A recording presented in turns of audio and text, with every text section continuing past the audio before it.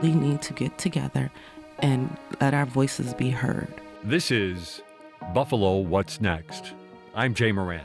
I'm Bridget Jaipal Valenza. I'm Dave Debo. And I'm Thomas O'Neill White. After May 14th, how can we afford not to talk about race? About education, about segregation, about humanity. Since the dawn of this nation, racial violence has existed. The way we have designed our society has a big hand in what occurred in that Tops Market. The suburban area, everywhere, we must work and teach our children. We need to make sure that we put more funding in our programs that help prevent gun violence and more money into art. If we're going to have some real healing, we've got to have space to tell some uncomfortable truths.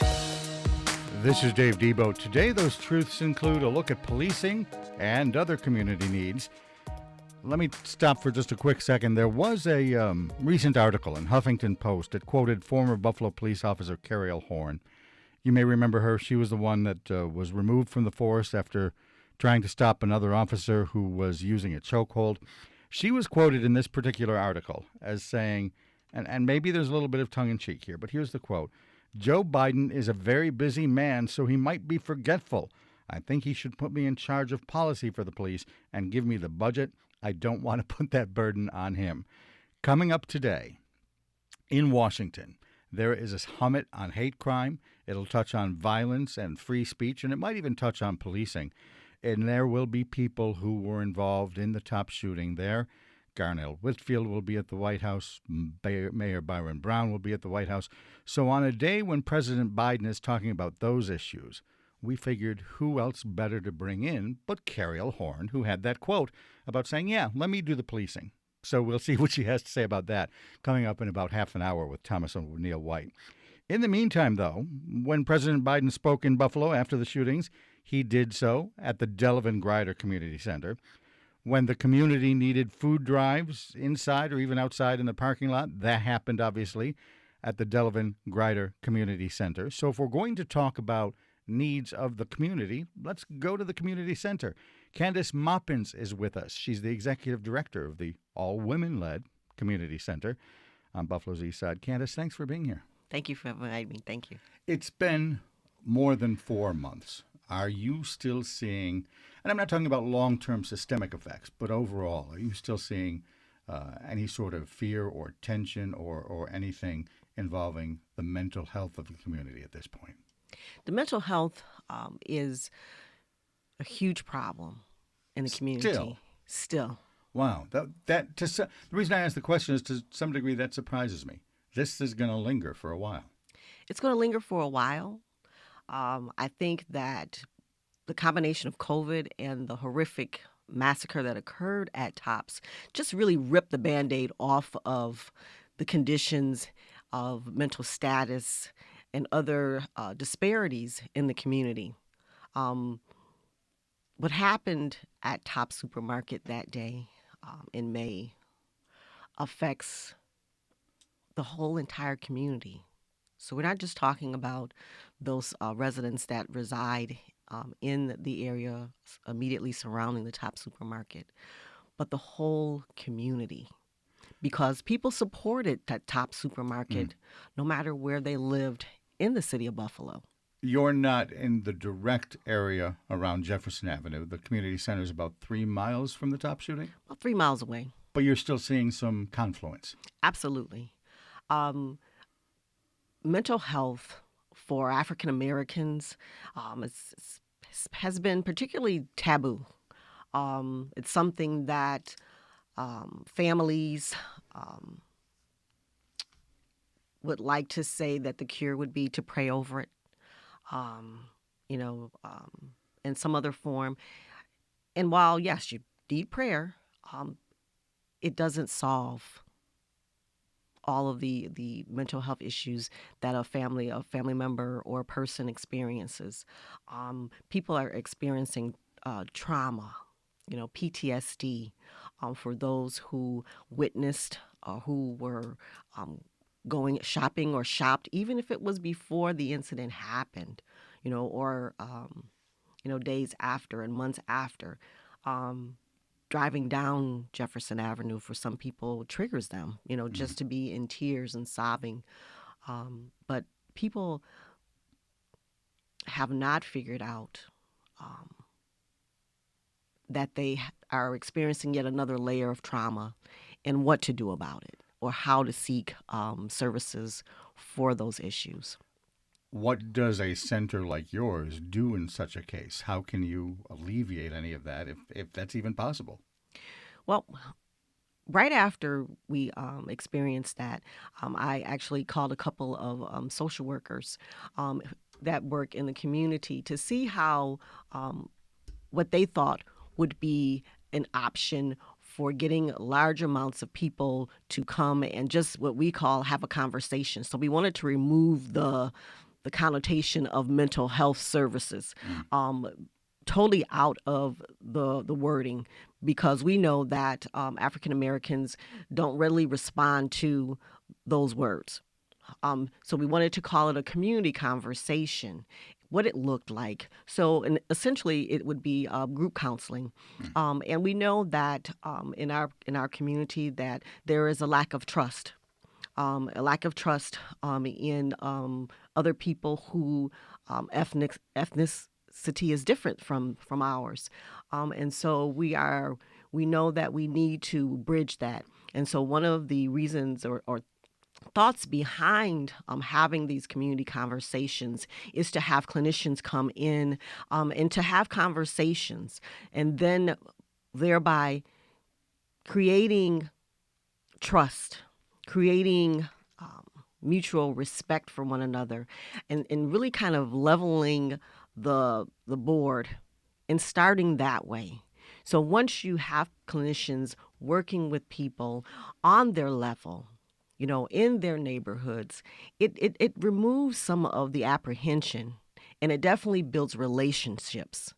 And thereby we can create and foster healing in our community. And so we've been talking about it and trying to figure out and find grant opportunities where we can actually pay the clinicians to actually do the work. And it's hard to find clinicians of color, I would imagine. Well, they found me, so okay. it's not that it's not that hard. I've heard mental health professionals say that that's an issue. Well, I think largely yes. But if you're talking about people coming to a community center, it kind of it removes the stigma of having to go to a quote unquote mental health or institution. And I think that if people recognize that, hey, I can go and see a clinician who looks like me, who may have some family history or a family member who may have some of the same things that I'm dealing with, how more comfortable that would be. I also think in order to talk about what happened, it's probably necessary to talk about the more systemic forms of racism that exist on the East Side. Absolutely. That's a bigger lift, obviously. That's a huge lift. That's an onion. Okay. Many layers there. Yes. Okay. And some of them don't smell good, I imagine. Not at all. All right. How can that be addressed? Maybe with what? I don't know. City conversations? Does it need a national change in focus? Talk to me about the bigger issues. Some of the people involved in health disparities say you kind of have to tackle the disease a symptom at a time. Others have said that you just need to have a big conversation where more whites talk with more people of color. Where do you weigh in? I think that a lot of times African Americans are the last people that are asked what it is that they need in their communities. I think that people who often have more money and more influence tell us what they think we need in our community. And a lot of times they're on the mark. But I think that largely because of the many disadvantages that people of color have experienced, I guess since we got here. Mm-hmm. Okay. It's multifaceted. How do you attack? But I think that mental health is huge. I think that mental health, coupled with poverty, the lack of resources, and the lack of being able to move. I think that a lot of people think that services have to be outside of the city or have to be outside of the neighborhood in which the people reside in. But it's a barrier. If you put in a community, even if it's not under the same building, that we have counseling services here, that we have recreational programming here, that we have parenting enrichment classes, if we have healthy cooking, if we have medical, if we have dental, and make those things not necessarily a 9 to 5, because we have people who are working poor who need the services, but because they have to work in whatever hours they are that they're working, the services don't always coincide or with available their need. with Sure. their need. Yeah. And I think that that's a huge problem that could be corrected. Sounds like something for a community center. Sounds like something for a community center. How much of that are you folks already doing at Delavan Grider? Well, we do the healthy cooking. We've got several partners, Feed More Western New York, Cornell Cooperative Extension, and so those things are happening. But we also recognize that even then they have time constraints, and so we still recognize that, that afternoon and that evening, there still is a need. So we're still looking for partners that are able to accommodate, later hours for people who are working and have children. Candace Moppins is with us. She's the executive director of the Delavan Grider Community Center. As we said earlier, about 3 miles from the top shooting scene. Certainly she's immersed in the community. We can talk a little bit about what some of their needs are. And one thing I did want to touch on in that regard is all of the discussion around food. You folks run a farmer's market, don't you? Yes. So Key Bank and the African American Food Heritage Co-op and Buffalo Green Urban Fruits and Veggies. Alexander Wright and Ellison Dehoney. That's Okay. right. We got together. We've been talking about it probably for a year prior to the event that happened over at Tops, and just talking about how do we, as a community, work to provide options. That's one of the things that's missing. And the massacre at Tops was just highlighted, again, the lack of options in the community for community people to have access to fresh fruits and vegetables. So the farmers market started 2 weeks ago at the Delavan Grider Community Center, and it provided another option, an option that people in the community didn't have. I mean, there's Bidwell Parkway, there's Clinton Street Market, right. But you need transportation to get to those. Mm-hmm. And then if you go, then you get all happy and you spend your money and you get all these fruits and vegetables. How do you carry them back to your home if you're on the bus? Yeah. So excellent options for fruits and vegetables, but it prevents people who lack transportation to get there and to get the best buck. Their best buck for their money. So the farmers market at the Delavan Grider Community Center is an option for people who live in the community who can walk there, and if need be, they can carpool. We're working on transportation so that people can that live in the neighborhood can come and have an opportunity to select from fresh fruits and vegetables to take home and prepare for their families. When does it happen? So it's every other Thursday from 4 p.m. to 7 p.m. All right. How's the response? The response the last 2 weeks ago was astounding. People came, and not only that lived in the community, in the immediate neighborhood, I should say, but they came from all over the community to participate and to support our efforts. There were so many people who were like, we're just so thankful and grateful to have this opportunity in our neighborhood to come in and purchase. And they brought their kids, and we have a kids corner. We do arts and craft we gave away some free body wash and some other free things that we received through organizations.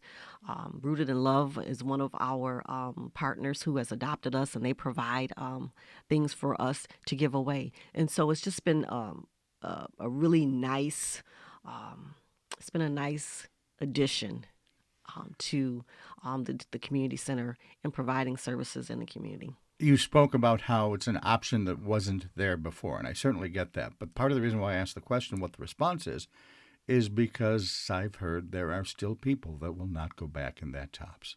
Oh, absolutely. There are people who won't even go on Jefferson Avenue. Ever, do you think? Well,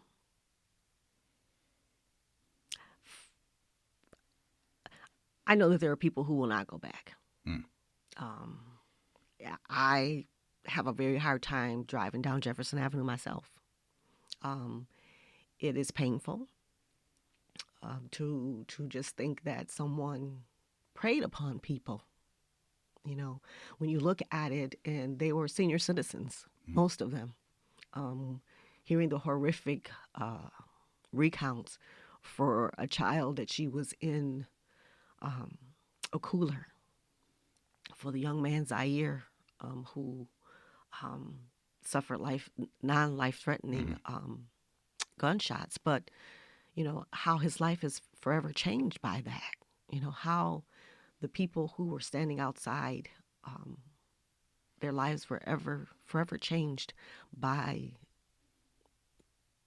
racism, by hate for people just based on the color of their skin.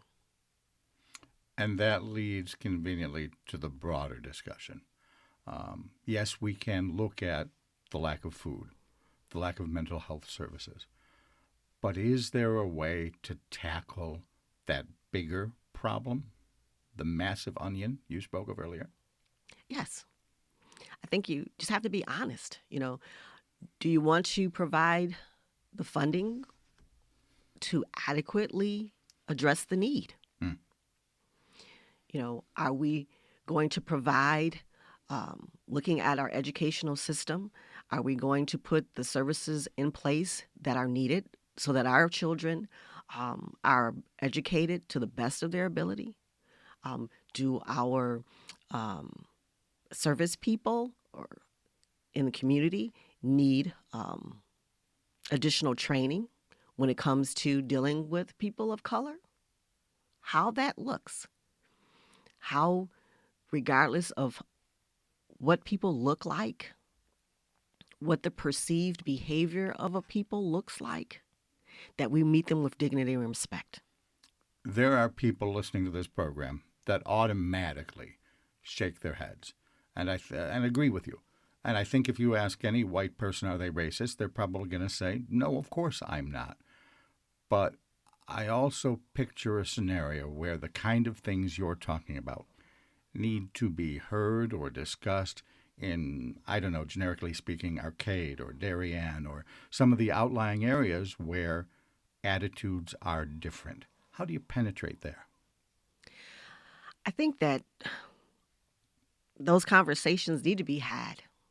I think that in media, oftentimes, Black people are portrayed as savage, wild.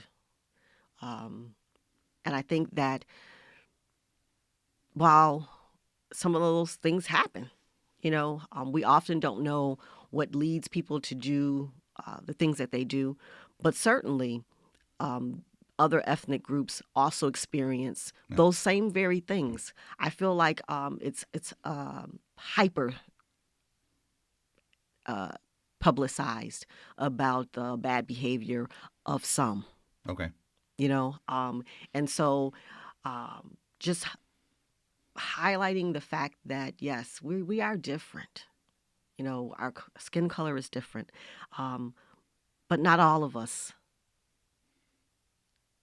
That should not be the representation for all of us, because it most certainly isn't. Every race of people has people who just don't make good decisions. And I think that just having conversations, meeting people of other ethnic groups where we can discuss that you can see that we have people of color who are professional people and people who are not, but we are not all. And when you say meeting, you're not talking about now a community discussion. You're just talking about sitting around at the Golden Cup. Yes. Okay. Sitting around, and we don't have to be the Golden Cup. It can be someplace, a nice restaurant in Derby. It can be anywhere, arcade, just to have the conversation. I think that sometimes when we are in our comfy little home and our comfy little neighborhood and our comfy little community, we kind of forget about other people in other neighborhoods and other communities because we don't interface and we don't interact. Sure. I picture that. You spoke of the vision that people have of a black person. Is my industry responsible? Critique the media. I don't know if radio... Well, I don't mean specifically us. But in general, is the media doing a good job of tearing down those stereotypes, or are there organizations that still reinforce them? I think there's some reinforcement in media regarding, the bad behaviors of people of color. Absolutely. I think that some of them make lots of money off of it, and so it's a slippery slope. At some of the TV stations in town, they've actually had internal debates about whether or not to include mugshots as part of their coverage, because by the mere face, by the mere picture of a person of color, here's a crime and this is the person that's charged, that there's some reinforcement there. Do you think that's a good idea, not to use mugshots? I think that they should, if they're going to select a protocol, that they should stick to it no matter the color of the person's skin. Okay, cool. Makes sense. My last question usually in all of these interviews, and I've only had a few people say that they're not, but I really wonder, are you optimistic? I'm optimistic that there's change. I'm optimistic, because I see it. I see people coming and just saying, this is what I need. This is what my family needs. Can you help me? And because they're coming forward and getting their needs served, that for you is enough to make you happy? It is. Cool. Candace, thanks so much for being here. I thank you, and thank you for the opportunity. Candace Moppins is the executive director of the Delavan Grider Community Center. And again, their farmers market is every Thursday in the community at the center. I assume the name Delavan Grider, that's where you're at? Yes. Delavan and Grider. Oh, no. So we are located at 877 East Delavan Avenue. Okay. We're right across the street from the Hobson Cleaners. All right. It's 877 Delavan Avenue, farmers market every Thursday from 4 to 7. Candace, thanks again for being with us. Thank you, Mr. Debo. Coming up, you don't have to call me Mister, that was my dad. Coming up, Cariol Horne will be with Thomas O'Neill White. Much to discuss with her. Stay with us. This is Buffalo What's Next. Get all the trusted local news you need right to your inbox each weekday morning with the WBFO daily email. Visit WBFO.org to sign up today. This is Buffalo What's Next, where we have conversations with the community about moving forward. To have your voice heard, press the Talk to Us button on the WBFO app, and we'll work to get your questions and comments on the air. Join us on Twitter at WBFO or email us at news@WBFO.org. Together, we'll have the conversations that are needed. This is WBFO, your NPR station. Hello, I'm Thomas O'Neill White. Today we're talking criminal justice reform with criminal justice reform activist and retired Buffalo police officer Cariol Horne. Cariol, thanks for being with us today. Thanks for having me. I was reading a quote you had in the Huffington Post earlier this summer, just a few weeks after 5/14, in regards to violence against Black people and other people of color. You proposed putting yourself in charge of police policy for the Biden administration.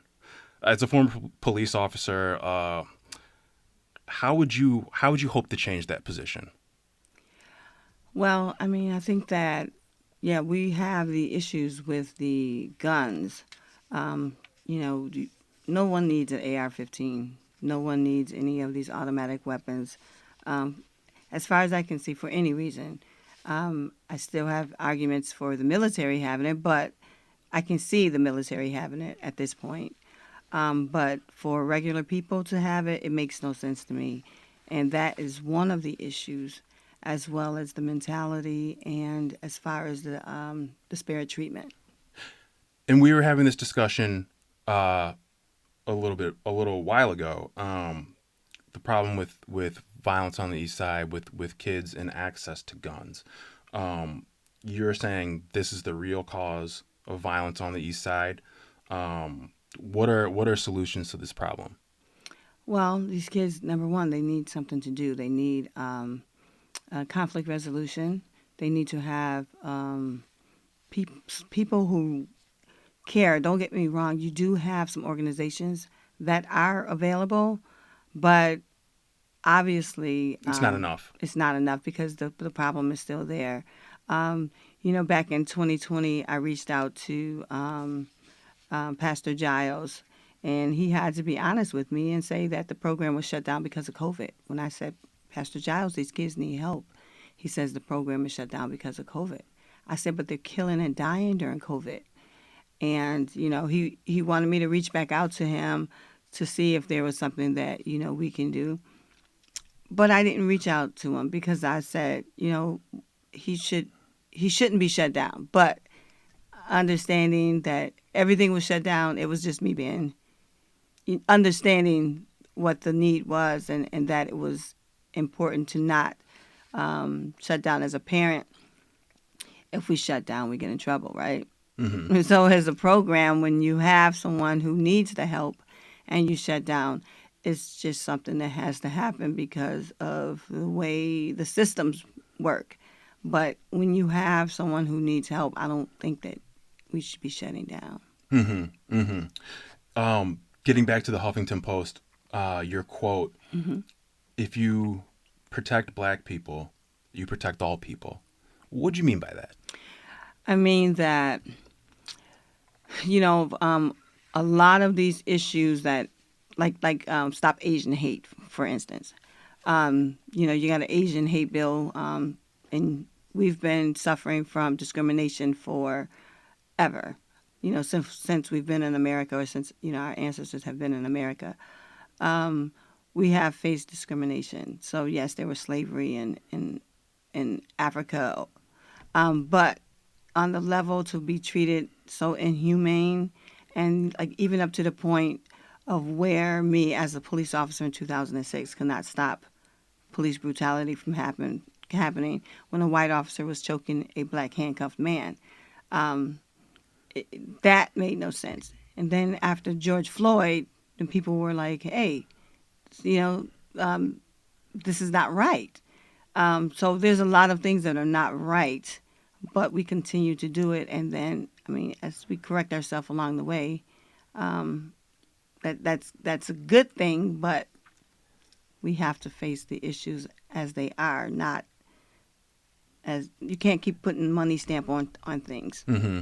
Now, I wanted to circle back to George Floyd in a little bit, but talk to me about Cariol's law. I know that's not the actual name of the law, but that's kind of what we're going to call it right now. Well, I'll tell you what the actual name is. Yes, please do. Cariol's law, duty to intervene. Can you explain the law? Yeah. And what and why your name is attached to it? I know you kind of briefly mentioned it, mm-hmm. but get a little bit more into that, please. Okay, so Cariol's law is a pretty much a law for law enforcement to intervene without being punished. There are 6 components of it. Also, there needs to be a national registry because if there is a officer from Buffalo, New York, you can't go to Los Angeles, California and become a police officer if you're on this registry, just like a sex offender registry. So with Cariol's law, you have the duty to intervene, accountability if you don't intervene, meaning police officers, accountability. I got it down in acronyms. Well, why is your name attached to it? Tell me your story. It's attached to it because I stopped Neil Mack from being choked. while he was handcuffed. He was being choked by an officer. Officer Gregory Kwiatkowski was choking him, and, when I yelled out, "Greg, you're choking him," thinking, whatever happened, he was still upset about, because there was inside and outside. So inside of the house, he was already handcuffed, but Gregory Kwiatkowski was punching him in the face. And so when we got outside, then we were all going to our patrol vehicles, and he stopped, swung him around, and started choking him. And I didn't know why, but what I did know was that he could have killed him. And you intervened. Yes. And you intervened, and you were fired. And there was a lot of years of going back and forth about your pension. Can you talk a little bit about that as well? Yeah, so to this point, I still don't have the benefits. I have started getting a pension. I've gotten 2 pension checks so far. But to have to fight for something that is owed to me, it's a little depressing, but it's a fight that was worth having because I got the law passed. Getting back to George Floyd, 2020, did the murder of George Floyd and the ensuing protests and civil actions, did that change things for you in regards to the passing of the bill and you getting the recognition that you felt you deserved? It definitely did. How so? Because people saw that those officers should have intervened and they did not.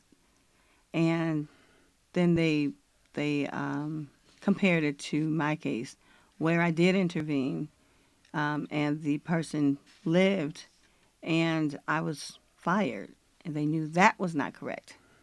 So they basically wanted a law, duty to intervene, Cariol's law, duty to intervene, whatever you want to call it, a law that would allow officers to stop the potential killing of a victim or potential harm to a victim if it was happening in front of them. And that is the point of Cariol's law. And I was telling you, it's 6 sections. Duty to intervene when officers impose imminent threat to citizens, accountability for officers neglecting to intervene, protection for officers who intervene, accountability for falsifying reports, impacts policy regarding termination and departmental funding, restorative justice for retaliation of whistleblowers. So that one is what got me my pension because it goes back 20 years. Okay. All right. And you would like to see Cariol's law implemented in police forces across the country? I certainly would. And I would like to go out and do that. My Cash App is $Cariol, just in case people want to just help me out so that I am able to travel. I mean, like I said, I started getting my pension, but it's still, that's work. It's work, and it's work that I want to do. I do want to go. Actually, I will be going to Harvard Law School on the 27th and speaking there. Actually, it'll be my 4th time because 3 times I did it through Zoom. This will be the first time. You'll be there in live person. in living color. Well, Yes. talk to me a little bit about that, about this Harvard work. Yeah, so actually, and that's not the only law school that I've been asked to come to. I've been to several, even in person and in Zoom, because law students are or law professors are interested in having their students learn from someone who actually not only went through a situation, but who also wrote a law and had it passed. So it's just to show that, how different situations, just like back in the day, black people couldn't go to schools with white children. But that was a law. At some point, it was overturned.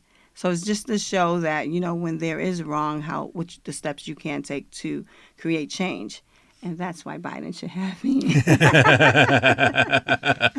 And once again, you are listening to Buffalo What's Next. I'm Thomas O'Neill White, and I am here talking criminal justice reform and a host of other things with retired Buffalo police officer and criminal justice reform activist Cariol Horne. Talk to me, Cariol, about the community around the Jefferson Avenue Tops. It's reopened, and people are trying to get back to their routines. And as resilient as Black people are, as we have been since day one, is there a fear that still persists, an anger that still persists over 514? I think that overall we are loving. We are a loving community overall. I mean, there's, of course, things that we would all like to change.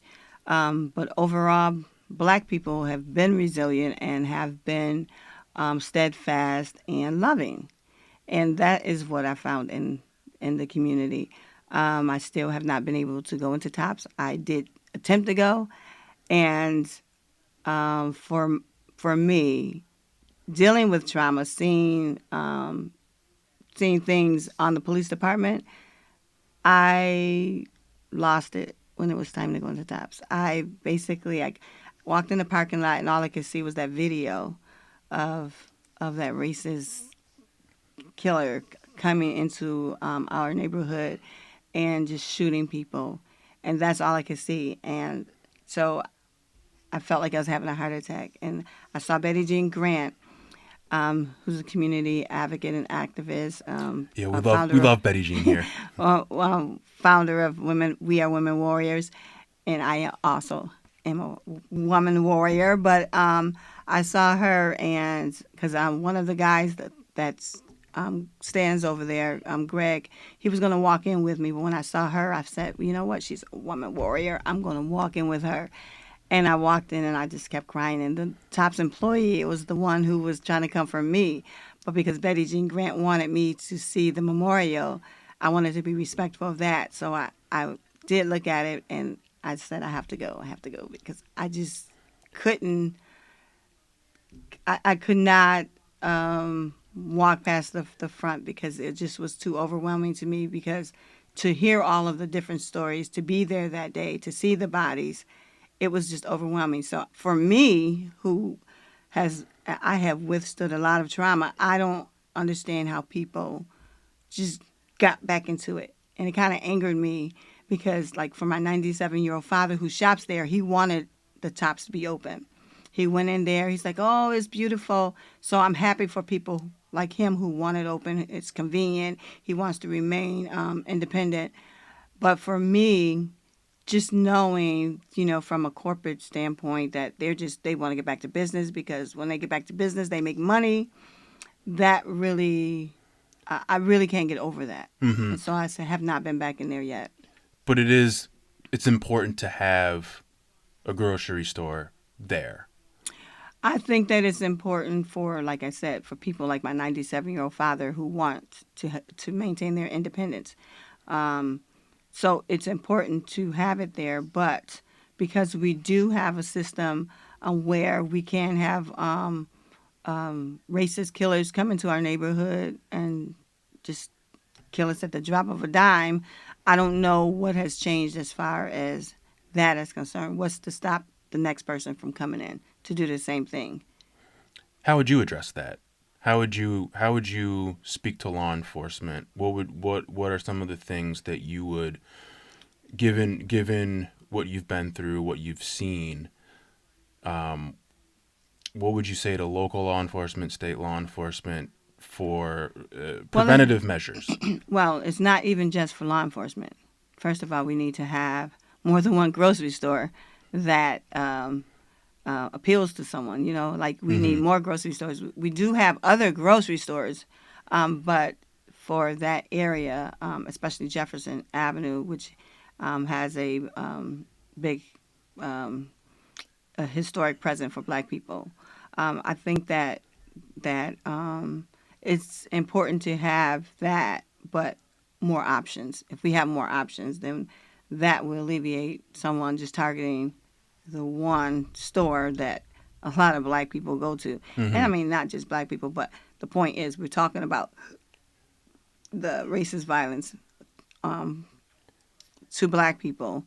And the reason why is because they targeted that one grocery store. And you said you have not been back into the store? Only when that day when I tried to attempt to go in, and it was just too overwhelming. And I it wasn't just what I was feeling. I think I was just taking on what everybody else was feeling, which is a gift and a curse that I have. It was knowing that they were back to business as usual, and these people still were not totally healed, but because they needed to get back to work, they were at work. You've dealt with a lot of trauma in your life, and obviously 514 has been a traumatic experience for a lot of people. How have you dealt with the trauma?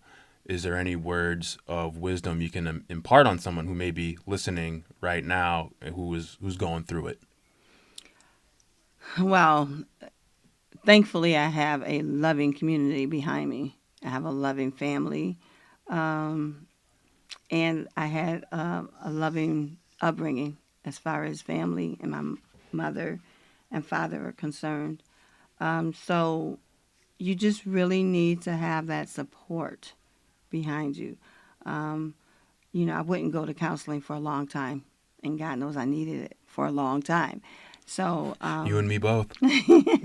So I wouldn't go, but once I went and I realized, because the stigma behind it, like being on the police department, it's really kind of like the mentality of some of the officers is like a high school mentality where they want to shame you into doing what they want. Peer pressure. So when you have peer pressure as a teenager, they can say, oh, yeah, the kids have peer pressure. But when you have it as an adult, which is like even why I had to write a law. Why would I have to write a law that other officers can step in and intervene without being punished? Because of the peer pressure. So when we talk about that, our kids are always being punished for the peer pressure. But when it comes to adults, the adults just get away with it because of whatever reason. And is that especially prevalent in law enforcement? It's prevalent in the criminal justice system, period.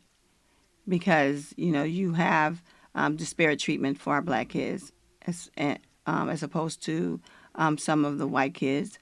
And, some people just don't want to make it a black and white issue. It is what it is.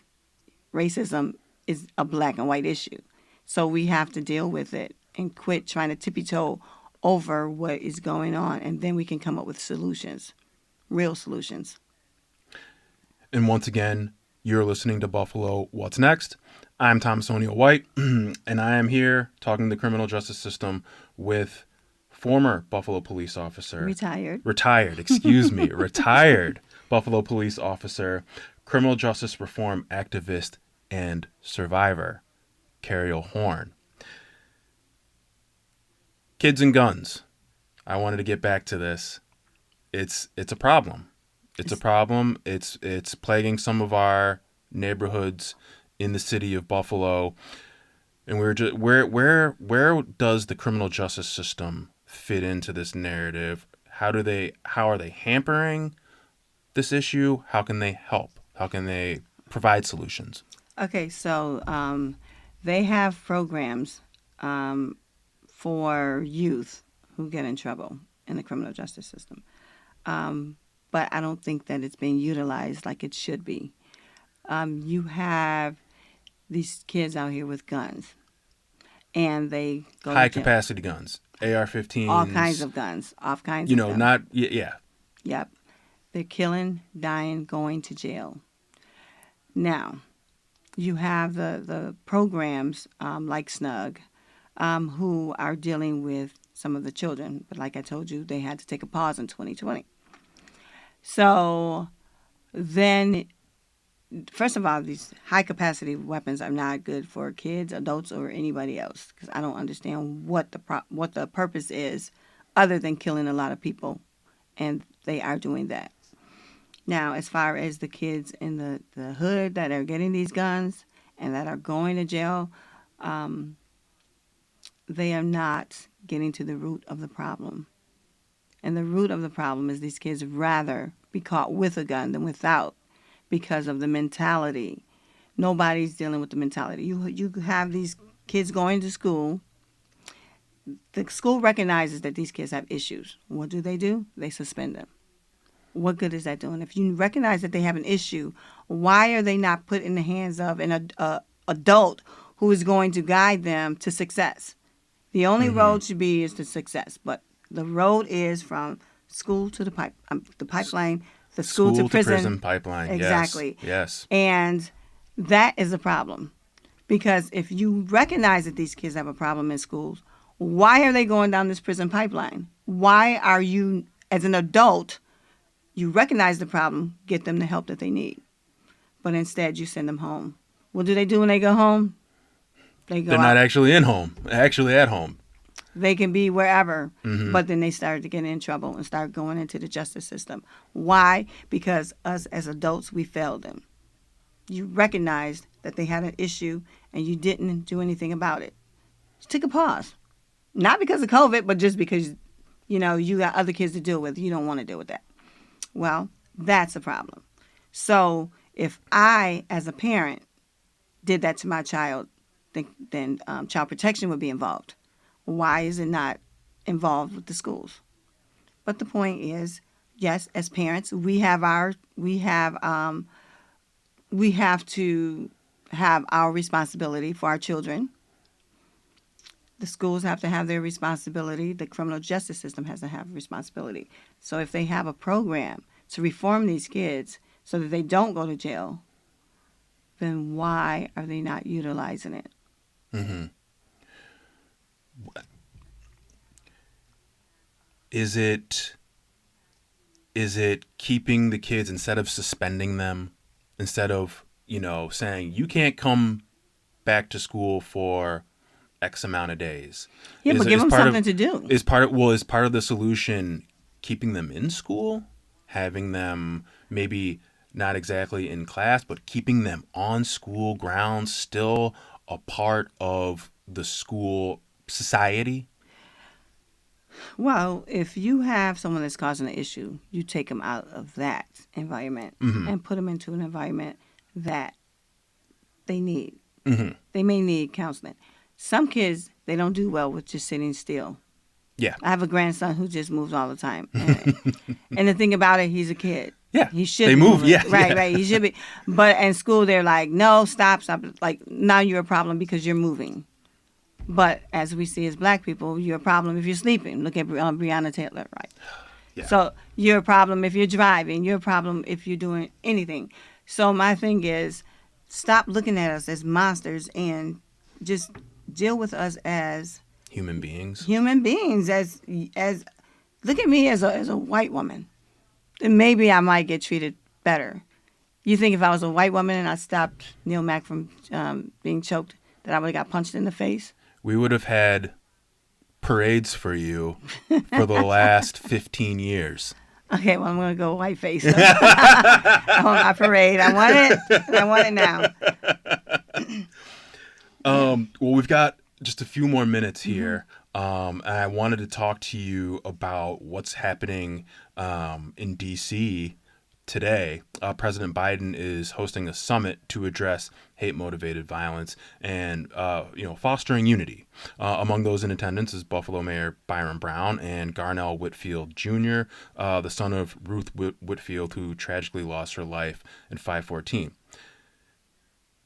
If you were there, if you were in attendance, or if you had President Biden's ear, what would you tell him?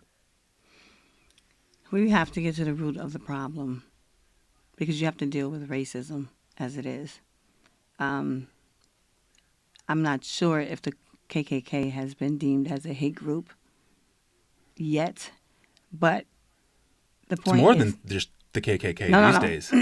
I'm just making the point about the KKK. Uh-huh. But of course we know it's more right now. Mm-hmm. But had we dealt with that way back then, we wouldn't even have what we have now. So we have to deal with the issues as we have them right now. And that's basically calling a spade, just like they used to say back in the day, right? It is what it is. Let's deal with it for what it is. And these guns, when you say get these guns off the street and they villainize our children, villainize the gun makers, villainize the lawmakers who allow these guns to be on the street, villainize, if the president doesn't do anything, I'm sorry, President Biden, but hey, we got to villainize you too. These guns are killing us. And, you know, these people with these guns are killing us, but they're allowed to have these guns because there are not laws to prevent them from having these high-powered weapons that we don't need anyway. We don't need them. Mm-hmm. Are you confident in the president's push towards addressing hate-motivated violence, fostering unity? What did you make of his when he came to Delavan Grider Community Center? What did you make of his speech? Well, to tell you the truth, I was too busy outside of Delavan Grider causing good trouble. Yes, I saw you there. I was actually trying to get one of the living survivors into the meeting. She had the gun put to her head, where she still has a burn mark in her head. But thank God he didn't kill her.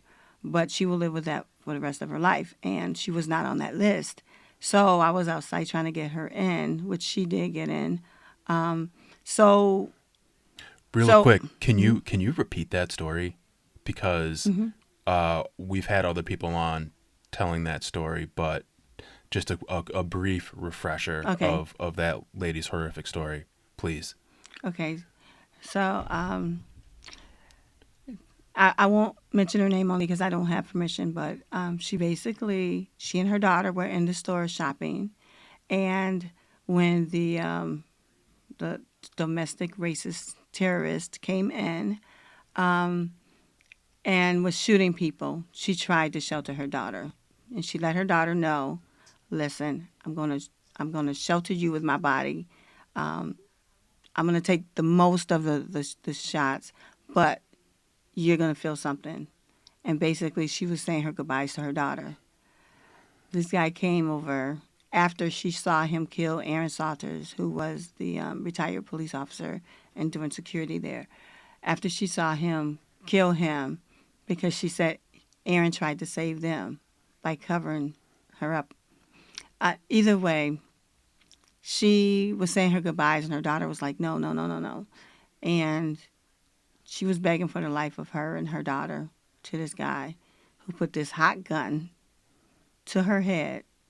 And then she said that he said, well, he wasn't going to shoot her. I forgot what exactly the words, but then he shot someone and killed someone else. It's a truly, truly horrific story. And so you were trying to get her into... Yeah, she was not on they said she wasn't on the list. I'm like, what do you mean she's not on the list? Like, she's a living survivor. Living survivor, but same word. A living victim, a surviving victim. So she should be in there. Her story should be heard. And so I was like really at the point of saying, you know what, I don't care. I'm going to get arrested if you don't get in there. Because, yes, all of the families are affected, especially the families of the ones who died, but she actually experienced it. Mm-hmm. She and her 14-year-old daughter. And so you were out there, as you said, advocating, causing good trouble. Well, Cariol, I want to thank you again for being here. Anytime. Your own personal story is important, and I want to ask what's next for you. Well, I have a book coming out. Like, it should have been out years ago, but I have a book coming out. I hopefully by the end of the year it'll be out. Cariol's Law, I would like to make it a national law, so I'm going to be working on that. If anyone wants me to come speak, I would love to do that. I would love to do that. Is there anything you can divulge about the book? I know you maybe don't want to give the whole thing, but if there's some tidbits that you want to get out there. Well, it's basically my experience from the police department, like from growing up to the police department to now. And it keeps going on and on, like the Energizer Bunny, because so many things keep happening. Mm-hmm. So, and it's about solutions. It's about creating solutions, because we should not have all of these problems that we have. Because when I was younger, we had a lot to do. So I don't know why those programs stopped, but they should continue now. What made you want to get into law enforcement? I loved children. I wanted to work with children. I mean, I was only 20 myself, but wow. And I needed a job. I had 2 children, so I needed a job. Would you advise someone else to get into that profession? Of course. Why? Well, I mean, the experience overall is great. I loved working with the people. I love the community. And now, I can see the bigger picture of, how if the administration is a good administration, how it could be a great thing for us all, meaning officers and citizens. And when you have people who want to get into law enforcement for the reasons that you wanted to, that change can come from within. It definitely can, but you don't have to be a police officer. You don't have to be a politician. You just have to be a person who wants change, and you can create the change. Excellent. Well, Cariol, we've got about a minute left. I want to thank you again for being here. Again, you're listening to Buffalo What's Next. I'm here with retired police officer, criminal justice reform activist, and survivor, Cariol Horne. One more thing? Yes, one more thing. October 28th, I'm having a community celebration for everyone who has stood up with me through all of these years. It'll be at Johnny B. Wiley's 6 to 10 on October 28th, which is a Friday. Excellent. And thank you for listening to Buffalo What's Next, our daily discussion program on race, education, and related issues following the top shooting on May 14th. You are listening to WBFO and WBFO HD1 Buffalo, WOLN Olean, and WUBJ Jamestown, your NPR station. Thank you for listening.